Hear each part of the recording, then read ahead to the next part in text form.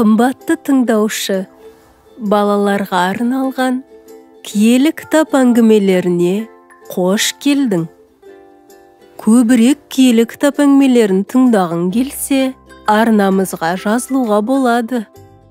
YouTube'дан көріп жатсаң, лайк басып, жазылуды ұмытпа. Бүгінгі әңгіме киелі кітаптан болмақ. Тыңдайық. Бөтен кісілер және жарық жұлдыз.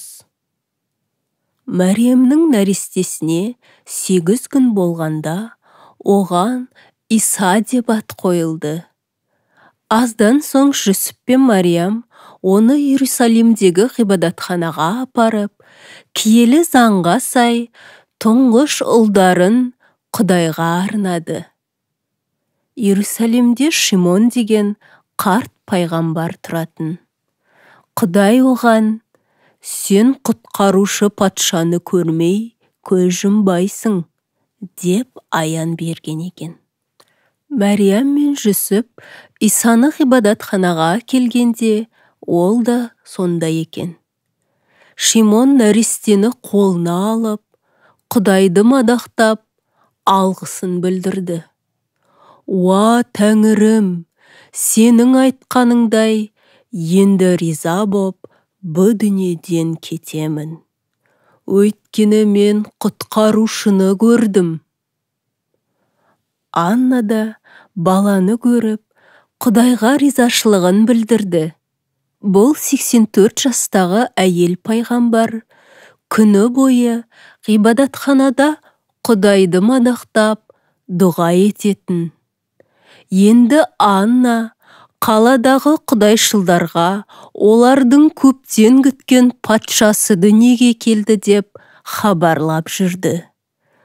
Болып жатқан оқиғаларға Мәриям мен Жүсіп таң қалып, Бетлехемге қайтып кетті. Бірақ біраздан кейін тағы бір таң қаларлық оқиға болды. Иерусалимге шығыстан шетелдік білімпаздар келіп, «Иудейлердің жаңа туған патшасы қайда екен? Біз шығыста оның жұлдызын көріп, оған құрмет көрсетуге келдік», деді. Сәлден кейін ақ бүкіл қала бөтен кісілердің таңғажайып сұрағын сөз қылып, бұл нені білдірер екен?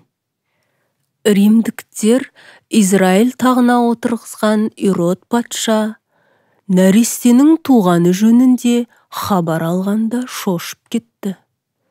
Бұл елде басқа біреу патша болмақ па?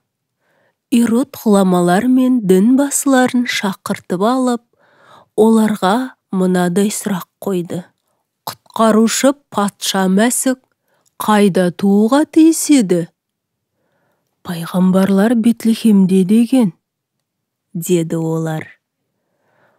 Патша жасырын түрде шетелдік білімпаздарды қабылдап, олардан жұлдызды алғаш рет қашан көргендерін сұрастырып біліп алып, айлакерлікпен: «Бетлехемге барып, нәрестені іздеп табыңдар.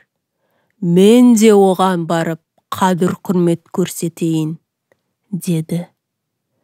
Шетелдік білімпаздар Бетлехемге беттегенде, жұлдыз тағы да жол көрсетіп тұрды. Үйлердің бірінен олар баланы да, шешесі Мәриямды да тауып алып, қоржындарын ашып, балаға келген қымбат сыйлықтарын, алтын және ладан мен мөр деген иісі жұпараңқыған заттарды тарту етті. Құдай оларға аян беріп, Иродқа қайтып бармаңдар, деп ескерткен соң, білімпаздар басқа жолмен елдеріне қайтып кетті.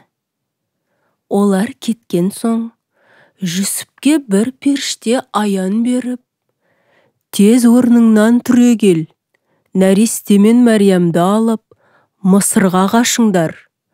Ирод патша баланы іздеп тауып, өлтірмекші. өзім хабарлағанша Мысырда тұра беріңдер, деп бұйырды. Жүсіп дереу Мариямды оятты.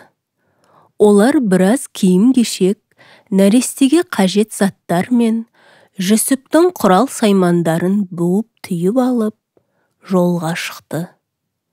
Әлі де түн қап-қараңғы еді.